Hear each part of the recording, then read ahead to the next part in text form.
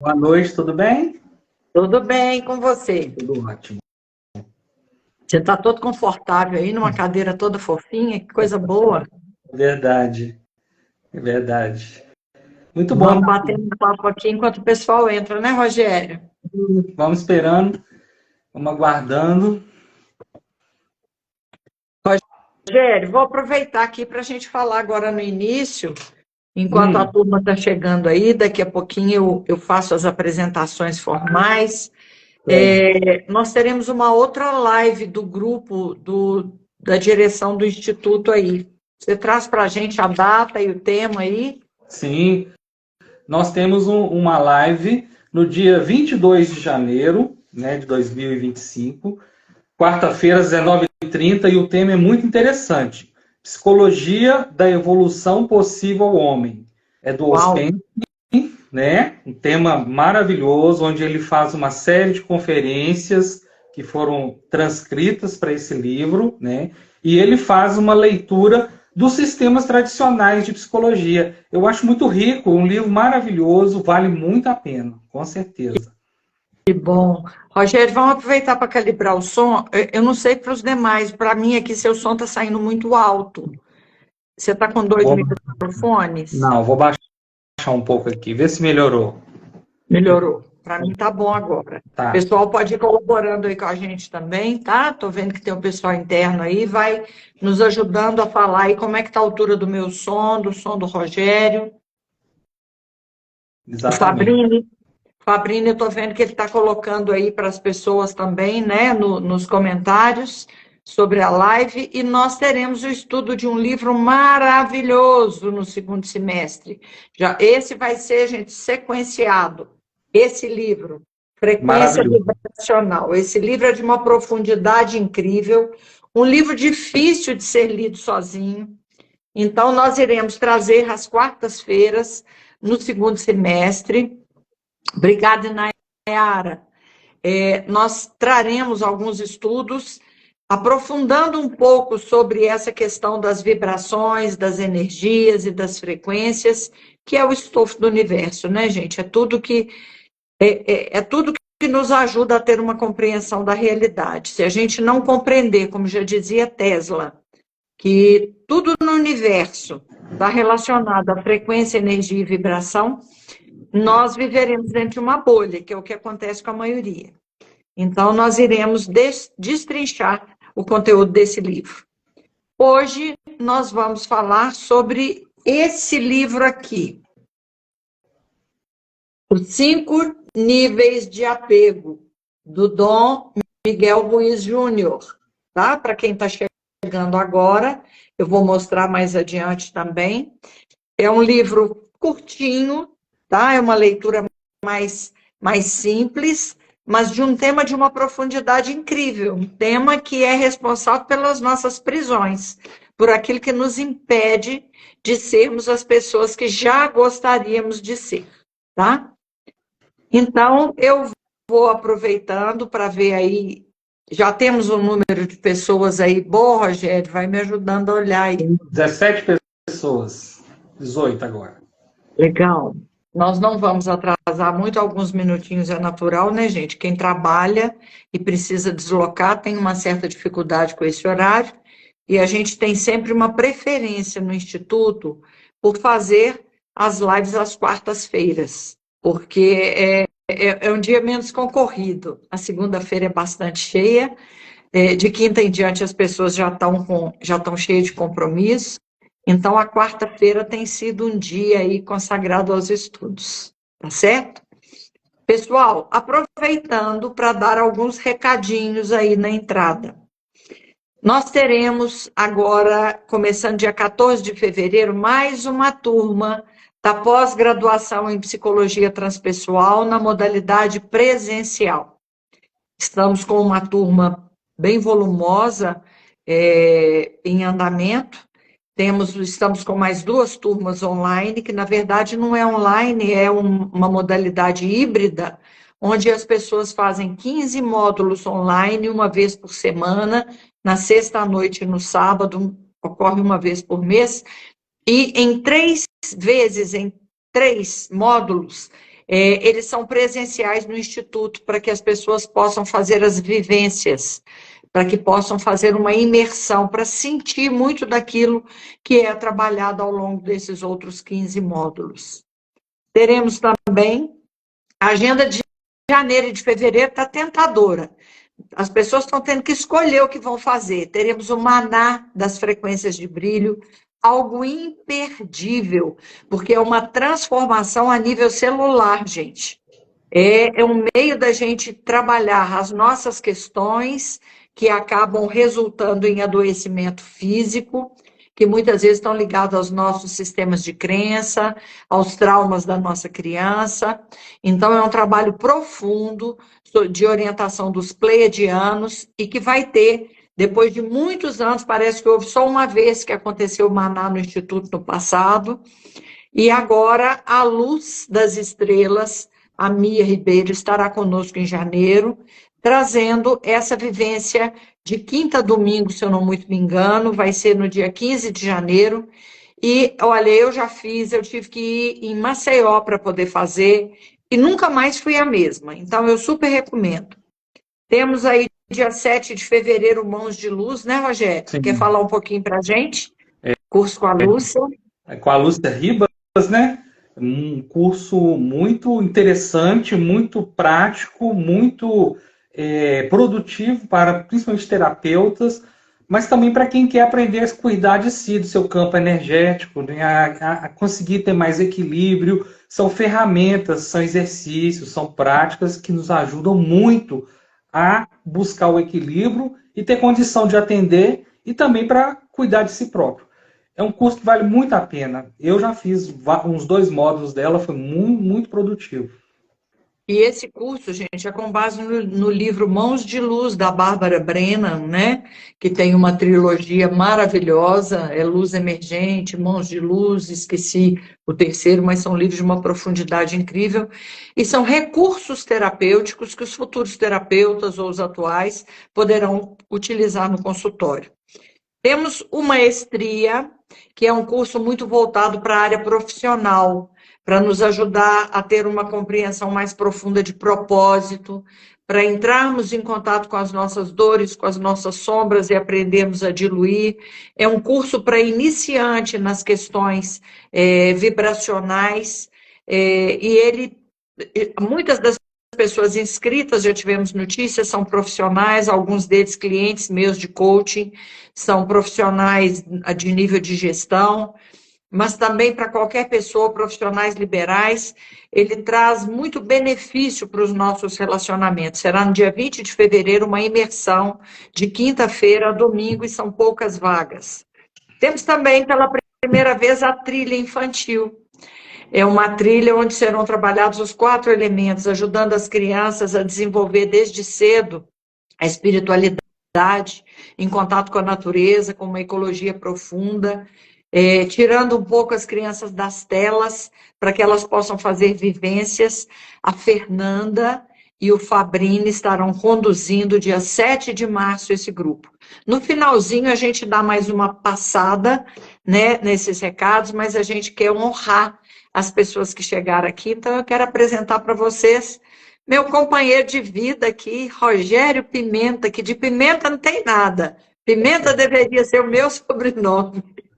O Rogério é aquela pessoa suave, aquela pessoa doce, aquela pessoa de bom senso, é a calma do grupo, é a nossa ponderação, é funcionário público, é especialista em psicologia transpessoal, é terapeuta transpessoal, já clinicando, então quem estiver procurando terapeuta aí, ó, pode procurar o Rogério, vai ficar em excelentes mãos, né?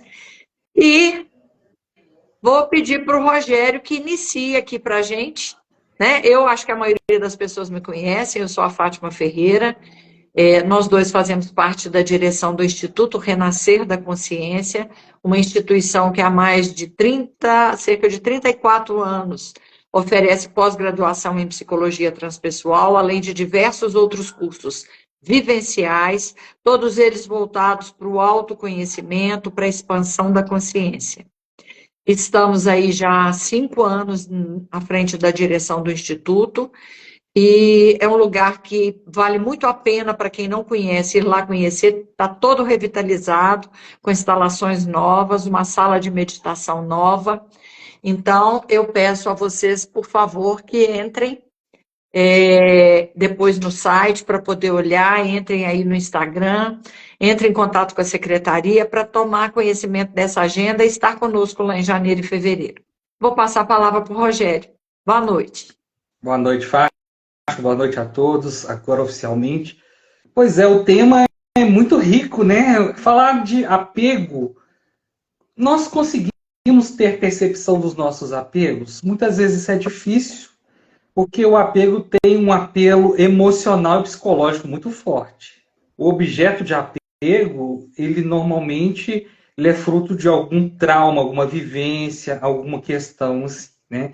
Eu estava me recordando aqui, Fátima, inclusive, que no meu trabalho dia a dia de fiscalização, nós estivemos fiscalizando um acumulador. Não sei se vocês já tiveram oportunidade de conhecer. E eu sou muito curioso e eu fico ali tentando entender a causa de uma pessoa acumular tanta coisa, lixo, tanta coisa na casa e adoecimento da família. E aí eu fui entender um pouquinho daquilo ali. A esposa separou dele. No dia que a esposa separou, ele se tornou um acumulador. E o quarto dele era cheio de coisa, de lixo, e ele dormia em cima das coisas. É uma coisa que não dá para descrever. Então, é um adoecimento mesmo. O apego, ele tem esse fundo emocional psicológico e é um adoecimento. Mas o livro ele vai além desse apego material, apego a pessoas, apego ao que eu vivi. Ele fala de um apego muito mais profundo e às vezes muito mais sutil. É o apego às nossas certezas, ao que a gente aprendeu, o nosso conhecimento, como se fossem verdades. Verdades que vão se cristalizando e vão tomando uma proporção muito grande dentro de nós. E na medida que eu me fecho nessas certezas, eu vou cada vez mais me afastando de mim, de quem eu realmente sou. Então, o livro vai tratar exatamente dessa dificuldade de reconhecer esse apego sutil às nossas certezas, que quase ninguém fala disso, quase ninguém trata desse assunto. Mas, Fátima, o que me chamou a atenção também, não só o tema, mas a trajetória do autor. O autor tem uma trajetória muito bonita e o livro traz isso. Queria que você falasse um pouco para a gente por que ele escreveu sobre esse tema, né? Tem tudo a ver com a vida dele. Tem tudo a ver. Nós vamos falar um pouquinho sobre isso, Rogério. Antes, eu só queria trazer, em função do que você trouxe, uma coisa muito importante. O apego está muito ligado a uma falsa segurança, não é? É uma substituição que a gente transfere para um objeto, para uma representação, e se agarra aquilo como um meio de, vamos dizer assim, interromper o fluxo da vida. É uma compensação emocional também de alguma coisa, né, Fátima? Isso, né? Então, a Ida, recentemente, a Ida Pustulnik, né, tem muitos seguidores dela aqui, ela fez um vídeo, eu vi hoje esse vídeo, eu estava olhando os vídeos da Ida, e ela fez um vídeo falando sobre o apego, ela numa outra abordagem, mas ela trouxe algumas coisas muito interessantes, né? O Gabriel, que trabalha com ela, fazendo uma provocação de que é justamente uma tentativa de barrar a impermanência. O apego é uma tentativa de estancar aquele fluxo que é natural, porque a gente sabe, né, e Heráclito já falava isso lá atrás, que tudo flui, tudo está em movimento, que nada dura para sempre. E nos reinos inferiores da evolução, isso é uma coisa natural. A gente não vê nos reinos inferiores essa tentativa de apegar e não deixar as coisas irem. Você olha os animais, por exemplo, tá? O filhote, por mais que os animais hoje já estejam, e eles têm nos surpreendido, os domésticos principalmente, né, demonstrando aquilo que a gente parece ser uma afetividade, mas eles não têm esse apego. Nós é que temos essa coisa, tentamos ser dono, tentamos ter o controle, e isso vem justamente no reino hominal, porque o homem desenvolveu a percepção. Ele toma consciência de si. E a partir do momento que ele toma consciência de si, ele quer tentar controlar. Ele quer tentar ter a satisfação. Então, estancar essa impermanência é uma coisa que configura, na maioria das vezes, o apego. Mas vamos voltar à sua pergunta aqui. Falando um pouquinho sobre o autor. Esse livro que a gente apresentou aqui para vocês, Os 5 Níveis de Apego, ele foi escrito pelo Dom Miguel Ruiz Júnior, porque o pai dele também é escritor e escreveu um livro fantástico, se der tempo a gente vai até comentar um pouquinho, que são sobre os 4 compromissos, que é da filosofia tolsteca. E o filho dele, o doutor Miguel Ruiz, um jovem que cresceu nesse ambiente, influenciado por essa filosofia, que eu vou te cutucar daqui a pouco, para você falar dela para a gente também. Tá bom. E o pai, como escritor, um sábio, uma pessoa de muito conhecimento. A avó, ela fazia palestras e trabalhava com curas. Então, a avó dele, a dona Sarita, ele acompanhava, ele muito jovem, o Júnior, acompanhava a avó e ele fazia, como ela não falava o inglês, ele fazia a tradução do espanhol para o inglês das palestras dela. E ela, muito sábia, ao invés de puxar a orelha dele, ela simplesmente um dia virou para ele e falou assim: o conhecimento está te controlando ou você está controlando o conhecimento? E ele ficou, não é? Ele ficou intrigado com aquilo e não entendeu muito bem a princípio. E ela usou uma imagem muito interessante. Ela falou que é a mesma coisa de alguém tentar descrever a experiência de beber o vinho, que não é a mesma coisa, que aquilo é uma tradução, que só a experiência de saborear o vinho é que tem o devido valor. E ele veio a entender muito tempo depois de um desafio que o pai dele também deu para ele nesse sentido, é que ele veio a entender que ela estava falando dessa coisa de vivenciar, de experienciar, de não tentar decodificar ou traduzir o pensamento de alguém. Porque se ele vivenciasse aquilo, né, que ele estava experimentando com ela nas palestras dela, ou sentindo ali na cura, ele teria muito mais propriedade para falar daquilo. E pelo visto deu um resultado fantástico, porque o desafio do pai dele foi essa mesma coisa em relação à vida e à morte. O pai dele aconselhou que ele fosse para casa aprender a morrer, para que ele pudesse viver uma vida de um modo mais intenso, né? Então, ele aprende essas lições todas e escreve os 5 níveis de apego.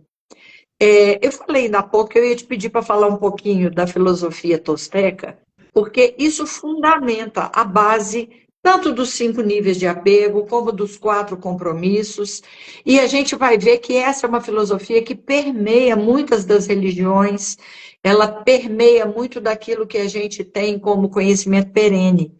Fala um pouquinho para a gente, Rogério. O que você detectou sobre a filosofia tolsteca? Pois é, os toltecas eles foram um povo que viveu antes dos astecas. Eles viviam ali na região centro-sul do México, antes dos astecas chegarem ali, por volta de 900 a.C. até 1521 depois de Cristo. O que mais surpreende foi que quando os astecas chegaram, a quantidade de pirâmides, de construções, a cultura que eles descobriram ali era de chamar atenção. Então eles foram estudar e descobriram que eles deram o nome, né, na verdade os astecas deram esse nome dos toltecas, porque tolteca significa artista, artesão. Porque a filosofia dos toltecas traz que a vida é uma grande obra de arte, nunca acabada, e que nós somos os artistas dessa obra de arte. E é muito bonito você passar a olhar a vida como uma obra de arte, muda tudo. Porque você vê que existe um fluxo, como você disse, existe uma construção, existe uma preparação, existe toda uma entrega, uma presença ali. Então, eles tinham uma grande compreensão da vida espiritual, né? Da questão de viver a arte da vida. Eles tinham toda essa preocupação de repassar isso para as gerações futuras. Por isso o livro fala da importância de resgatar esse conhecimento, mano, porque nós estamos resgatando, o mundo está resgatando esses conhecimentos antigos que estão vindo à tona e estão servindo para a modernidade. E eles falavam uma coisa muito interessante, que cada um tem um sonho pessoal, a sua vida é como um sonho pessoal. Esse sonho pessoal, você é o grande ator.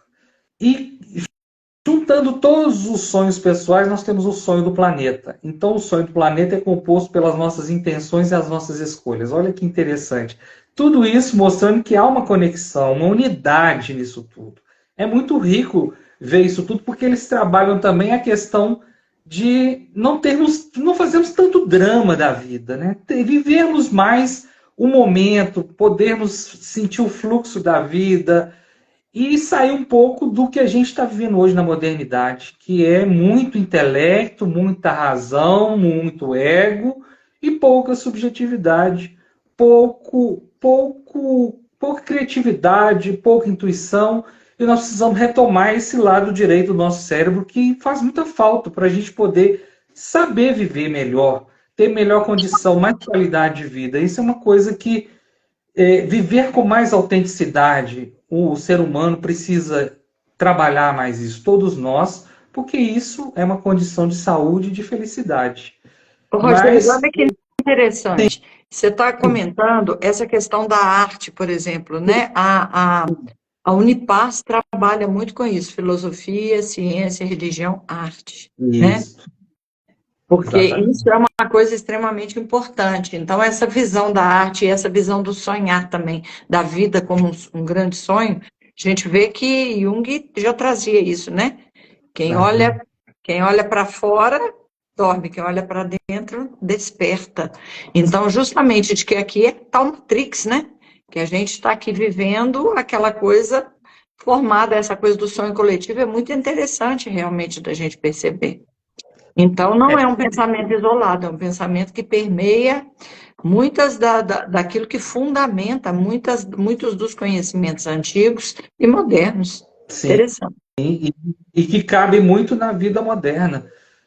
A gente fica vendo hoje a questão do apego ao conhecimento, ao que eu sei, né? E as cátedras aí, os diplomas e os PhDs, nada contra, tudo isso é importante, mas nós estamos falando de algo que tem a ver com a evolução humana. O conhecimento ele faz parte da evolução humana.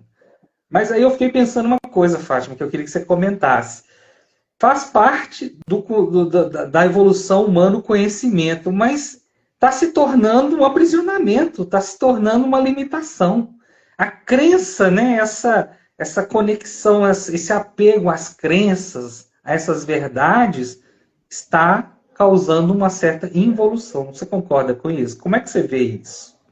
A crença é, por si só, elas são necessárias, a gente elabora sistemas, a gente tem as nossas crenças para poder, vamos dizer assim, ter um nível de compreensão da realidade. O problema todo é como essas crenças surgem. Porque se a gente pegar lá o que acontece numa parte mais tenra das nossas vidas, ainda na infância, nós passamos por determinadas situações e elaboramos crenças com as quais nós nos apegamos para a gente poder conseguir sobreviver. O problema é que depois elas se tornam verdades invioláveis e a gente não volta atrás. Então elas acabam se tornando prisões. O que seria interessante nas crenças? Que nós pudéssemos o tempo inteiro estarmos desafiando as nossas crenças. E se pudesse ser de outra maneira? E se não fosse assim? Porque aí sim, nós não estaríamos nos amarrando, nos aprisionando a essas crenças. Então, veja bem, um exemplo de ordem prática que a gente pode trazer. Eu encontro muito no meu trabalho hoje pessoas, eu estava dando esse exemplo outro dia, que são passivas, que elas não têm coragem no ambiente de trabalho de se posicionar e acabam muitas vezes sendo abusadas, tá certo? Então, ao invés de se colocar, alguém chega e dá lá uma tarefa que é absurda, que não é da área dela, ela já está sobrecarregada, e ela, ao invés de falar, olha, me desculpa, não posso, não vou dar conta, ela fala, ah, tá bom, eu vou ver o que eu posso fazer, já sabendo que não vai entregar muitas vezes. E aí a gente vai atrás das origens, você acaba chegando em coisas muito comuns.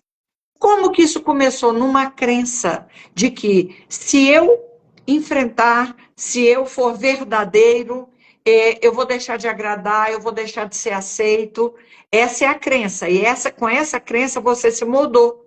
e você acaba se apresentando ao mundo em cima dessa moldagem, dessa imagem idealizada que você construiu.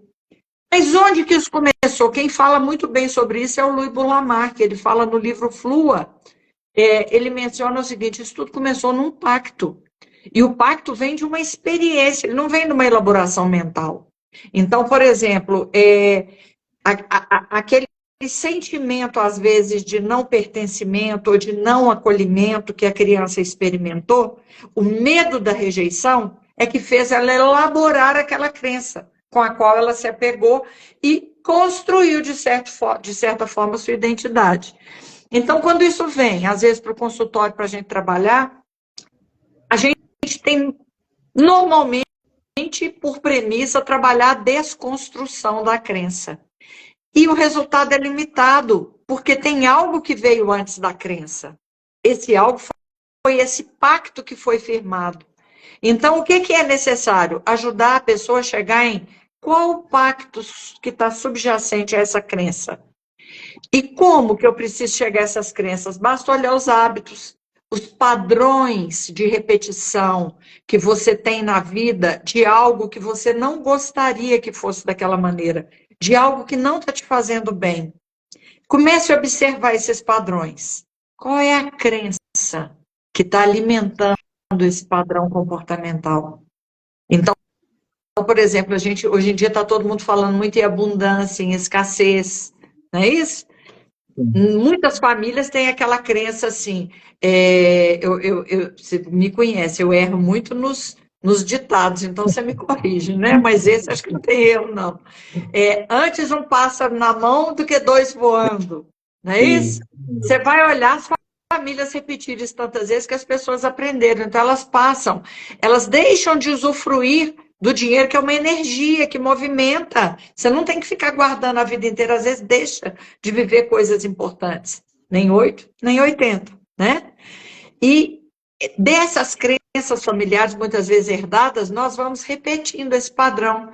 De repente, se eu paro e questiono, de onde vem essa crença?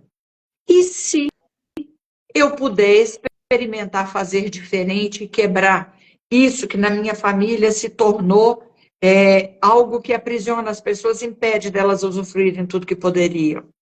Então, é isso que nós precisamos aprender sobre as crenças, tá? Porque nos nossos hábitos do dia a dia tem muita crença que está precisando ser revista, mas eu preciso ir um ponto antes. Qual é o sentimento? O que meu corpo me conta? Porque a consciência corporificada, ela nos ajuda a chegar nesses pontos. Qual é o incômodo que está lá atrás? O que me levou a formular essa crença? Muito Não sei interessante. se eu te respondi. Nossa, muito, muito bem respondido. Eu fiquei aqui pensando exatamente nisso, Fátima, assim, já entrando um pouquinho na teoria do apego, que você colocou aí bastante, né? Já falando um pouquinho, a palavra que me vem, e a palavra de ordem nesse processo é identificação. A identificação com o objeto, com a pessoa, com o elemento ali de apego. Eu trabalho na prefeitura, você sabe, e eu fico vendo algumas questões. Por exemplo, uma pessoa que ocupa um cargo importante numa corporação e ela se sente importante naquele cargo, ela vai se misturando, a pessoa dela vai se misturando com a ideia do cargo, e a pessoa tem uma vida massacrante, tem uma vida sem qualidade, e não tem hora para nada, e falha com os filhos, falha com a vida, com a família. E o dia que o dia chega, o dia em que ela não vai estar mais naquele cargo, há um sofrimento, há um desespero naquilo ali. Então, precisa, às vezes, até de uma terapia. Como que essa identificação ela nos afasta de nós mesmos, nos afasta de quem somos. E isso fica muito confuso no campo psicológico e emocional da pessoa. Isso é uma coisa que acontece muito, é muito frequente. Rogério, Você que é da área excelente corporativa... exemplo. Desculpa, pode concluir. Não, você que é da área corporativa vê isso também, né? Pode falar. Muito. Um excelente exemplo é o filme Diabo Veste Prada, que é um filme Sim. muita gente assistiu e vai poder verificar o que acontece. Você vai se identificando com o papel de tal forma que a personagem tem uma hora que ela assusta quando alguém a compara com a gestora dela, que ela está se Sim, tornando tudo aquilo que ela não gostaria, né? exatamente. E aí ela para e fala assim, para tudo, tá tudo errado. E ela volta para a vida dela. Então, o filme, quem não assistiu pode assistir, ele fala muito sobre isso. A gente vai se apegando a esses hábitos, né, e essas crenças. Mas você falou da teoria do apego. Sim, Se você quiser trazer para a gente, eu acho interessante, porque tem muito a ver com o que está no livro, né? muito a ver. A teoria do apego é interessante a gente estudar, porque ela complementa muito a visão que o livro traz. Ela foi trazida na década de 50, 60 pelo John Bowlby, e o John Bowlby ele veio mostrar que a origem desse apego estava muito presente nas crianças quando elas se afastam ou dos cuidadores ou dos pais. Porque criança é aquela situação que necessita de autoproteção, necessita de cuidado. E quando isso é negligenciado, quando isso não é olhado com carinho, normalmente cria-se ali um vazio, existe um trauma, existe uma marca que fica ali por causa da falta de segurança. Então, busca-se a compensação, essa segurança num objeto. E ele foi estudando isso, os bebês e os seus cuidadores, depois vieram outros autores e identificaram como que o apego ele vai sendo transmutado, modificado ao longo da vida. Por exemplo, tem gente que tem apego às amizades. Tem gente que já tem apego ao relacionamento afetivo. Então ele se manifesta de várias formas e ele vai se transformando na medida das nossas experiências. Isso vai sempre mudando, não é algo que fica constante, imutável ao longo da vida, mas sempre uma compensação emocional, sempre a necessidade de você preencher algo que está vazio ali. Mas o interessante também foi trazido no livro, já complementando um pouquinho a teoria do apego, são os narradores. Né? O livro fala muito dos narradores, que é a nossa mente tagarela. São aquelas vozes que sustentam as nossas crenças e que são falantes na nossa vida e que vão reforçando e que é exatamente o que você falou. A gente precisa aprender a desafiar, aprender a olhar para outros ângulos, ver outras nuances, outras portas se abrindo, porque os narradores, eles estão aí, eles falam e eles nos influenciam, mas eles também são que reforçam essas crenças. São exatamente eles que trazem essa força de manter as crenças como cristalizadas na nossa vida. E também esses apegos, e interessante que o livro traz também um ponto, que é o amor condicional. Se eu tenho um apego à minha imagem e eu quero receber e eu quero ser amado, eu vou ter um amor condicional comigo mesmo. Eu vou me cobrar em excesso, eu vou cobrar do outro. Então, eu vou ter um modelo que tem que ser seguido à risca e que vou cobrar do outro também. Sim. Isso interessante, né? Você chegou a ver alguma coisa sobre esse amor condicional também? Muito. Isso vai aparecer num dos tipos de amor. Aliás, aparece mais de um, mas tem um dos tipos, né, de apego, em que é a questão da identidade, que isso fica muito, muito forte, né? Vamos Sim, aproveitar disso, né? A turma já deve estar curiosa aí. Vamos falar dos 5 tipos sim, fala de pra apegos, né? gente. Mas não vamos esgotar, não, para que vocês possam ler no livro, tá? Até porque lá vocês vão ter os exemplos e isso é muito interessante. Ele começa daquilo que não é apego. Ele começa do eu autêntico. Que é o eu autêntico? É eu em estado de presença, eu em estado de conexão. Quando eu estou em estado de presença, em estado de conexão, gente, nós estamos muito mais perto do estado de unidade. Quando eu estou nesse nível, eu não tenho necessidade de fazer a transferência, porque eu estou tomando a vida como uma experiência. Rogério citou isso no início, eu acho muito interessante. Quando eu compreendo que eu estou aqui não para cumprir karma, não para poder pagar conta, não para alguma coisa dessa, que isso já são crenças, já são apegos, Eu estou aqui para experienciar, para viver em intensidade aquilo, sem culpa, sem medo, mas de um modo responsável, de um modo consciente, porque em estado de presença, eu estou muito conectado com tudo e com todo, eu tenho menos probabilidade de sair fazendo alguma coisa que vai lesar o outro. Então, esse eu autêntico, o que me acontece é um evento, é neutro, não é bom, não é ruim. É o que eu sinto em relação àquilo que vai qualificar, tá certo? Então, por exemplo, a gente tem muita mania de ficar, fulano falou uma coisa e eu tomo aquilo como se fosse para mim. Não, fulano falou alguma coisa. Eu tomo aquilo como um evento, como algo neutro. Eu não me incluo naquilo para ficar doído. Isso é uma coisa que a minha família tem muito. É um dos graus, né? Um dos cuidados que a gente tem que ter. A gente leva muito cultura familiar. As coisas, nós somos muito doídos. Sim. Então, o melindre comparece. Alguém deixou de me cumprimentar. E eu tomo aquilo como uma desfeita, como se tivesse feito de mim alguém menor, e sofro com aquilo dias e dias. Até que tem uma hora que eu falo, opa, peraí, eu sou muito mais do que isso, né? Mas acontece. Então, esse é o eu autêntico. Depois vem o segundo nível. No segundo nível, existe uma preferência. Então, por exemplo, o exemplo que ele dá lá do veganismo. Alguém se identifica, né? Ah, eu sou vegana. Eu sou vegana, mas eu vi um sorvete, me deu muita vontade. Eu não vou me privar daquilo, eu vou experimentar o sorvete. Então, eu tenho escolha, eu adoto determinados comportamentos que se repetem, que se traduzem em hábitos, mas eu tenho escolha, eu mudo. E essa é a grande característica do ser humano, a nossa capacidade de fazer mudanças a todo instante, já que nós estamos falando justamente que tudo está em constante transformação, a simples compreensão de que o universo se constitui em energia, frequência e vibração é movimento, nada é estanque. Então, se eu estou em movimento, eu posso mudar de ideia, eu posso fazer de outra maneira, eu posso me aprimorar, eu posso amanhã ser alguém melhor do que eu fui hoje, e por aí vai. Então, nesse nível, nós temos escolhas. E é nesse nível que a gente deve viver com mais frequência.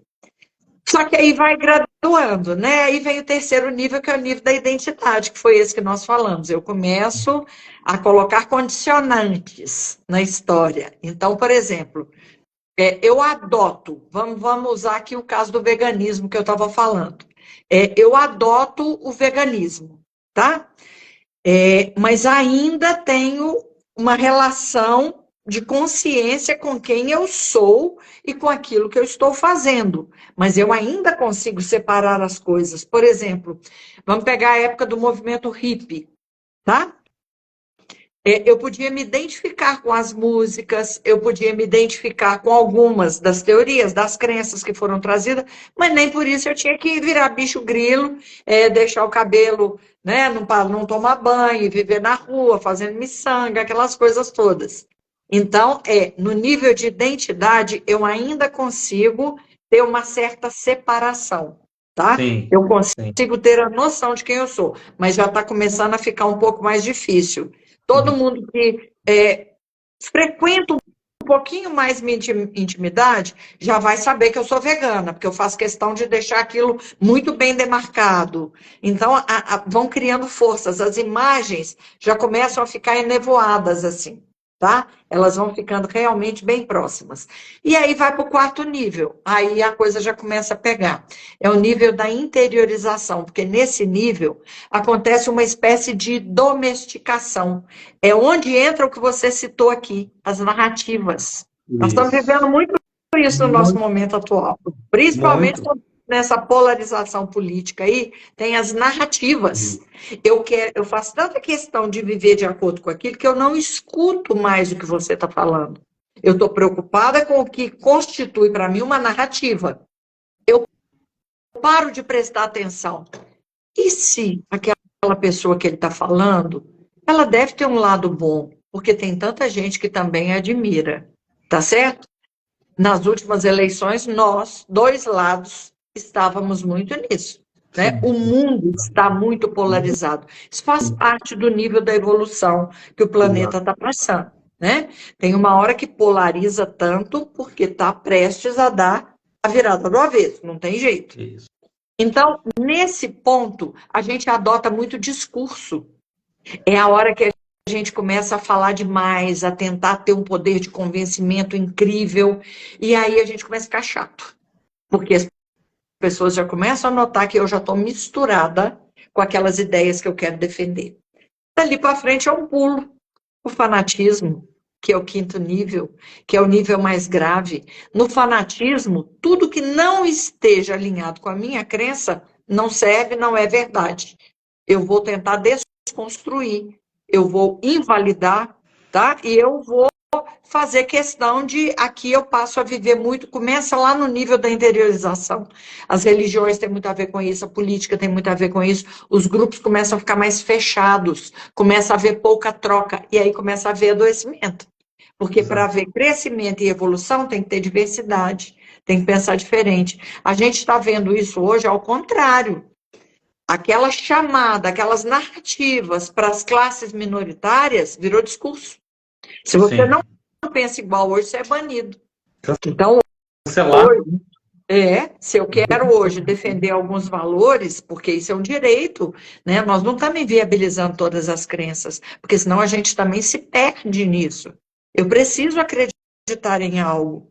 É isso que me dá essa condição de viver de uma forma organizada, de me segurar em algo, né? Então, as crenças têm seu lado positivo, desde que elas não virem grilhões, de que elas não virem prisões.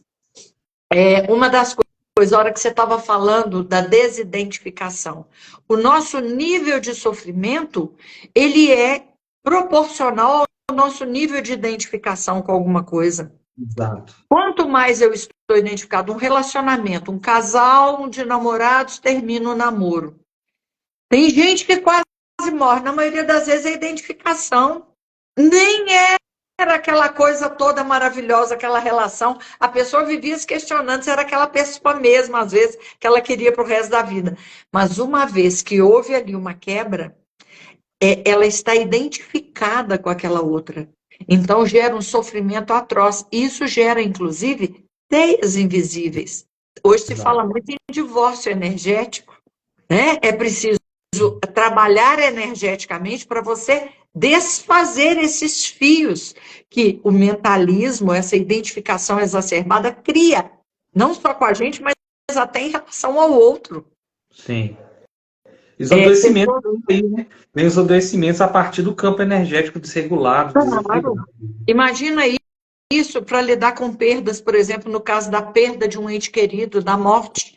Não é à toa que nós temos na pós-graduação a tanatologia, para aprender a lidar com as perdas, para aprender a fazer a separação, porque senão causa sofrimento para quem fica e para quem vai. Então, esses níveis de apego, se a gente fosse realmente explorar, a gente ia ficar aqui muito tempo. Nós vamos deixar aqui julgar e deixar aqui para vocês avançarem um pouquinho mais. Realmente trouxemos tudo aquilo que, a síntese do que ele traz nessa abordagem. Mas eu queria voltar na questão da desidentificação, porque isso é algo que a gente resgata lá dos terapeutas de Alexandria.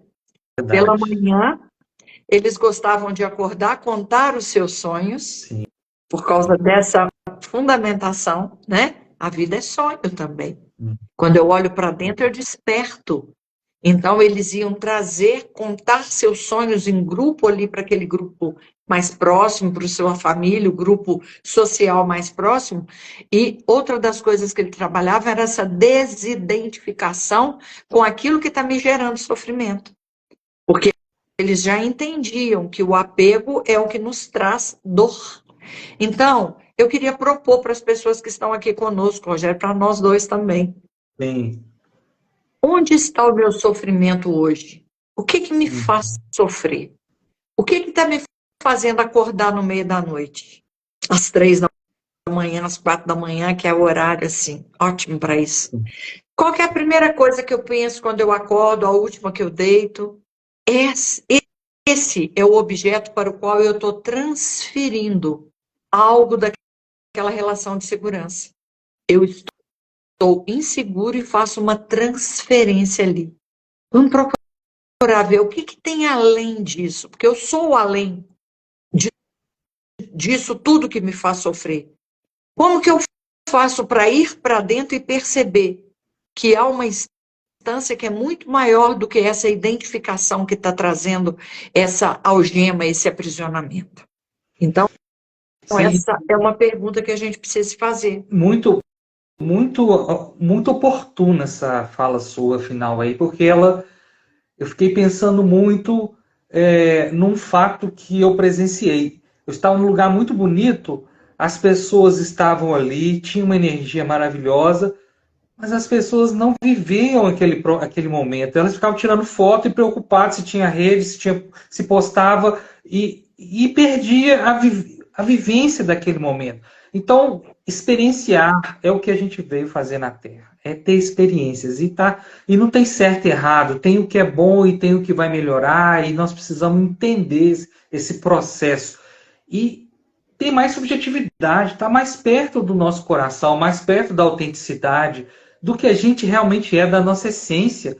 Eu vejo pessoas infelizes que estão fazendo um curso superior que não é o que gosta, porque o fulano falou. Então, assim, a gente está criando um monte de camadas, crenças, um monte de coisa que às vezes nem são nossas e esquecemos de nos ouvir, de nos escutar, de nos amar, nos acolher. Eu acho que está faltando um pouco disso, Fátima.